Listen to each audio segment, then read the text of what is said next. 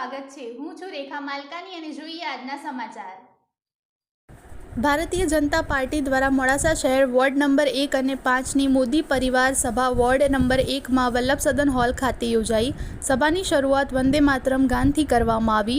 ત્યારબાદ મંચ પર બિરાજમાન સૌ મહેમાનોનું ભાજપનો ખેસ પહેરાવી સન્માન કરવામાં આવ્યું। આ મોદી પરિવાર સભાને સંબોધતા મોડાસા નગરપાલિકાના પ્રમુખ નીરજભાઈ શેઠ દ્વારા મોદી પરિવાર સભા વિશેની વિશેષ માહિતી આપવામાં આવી। મોડાસા શહેર ભાજપ પ્રમુખ રણધીરભાઈ ચુડગરે સૌ કાર્યકર્તાઓને લોકસભાની ચૂંટણીમાં કામે લાગી જવા આહવાન કર્યું। ગુજરાત રાજ્યના અન્ન અને નાગરિક પુરવઠા મંત્રી ભીખુસિંહજી પરમારની આ સભામાં ખાસ ઉપસ્થિતિ રહી। આ સભામાં પધારેલ ગુજરાત રાજ્યના અન્ન અને નાગરિક પુરવઠા મંત્રી ભીખુસિંહજી પરમારે મોદી સરકારની 10 વર્ષની ઉપલબ્ધિઓ તથા વિકાસશીલ યોજનાઓ વિશે વિશેષ જાણકારી આપી। તેઓએ જણાવ્યું કે આપણી લોકસભાની સીટ ઉપર ભાજપના ઉમેદવારને જંગી બહુમતીથી જીતાડવા આપણે મોદીજીને ગેરંટી આપીએ।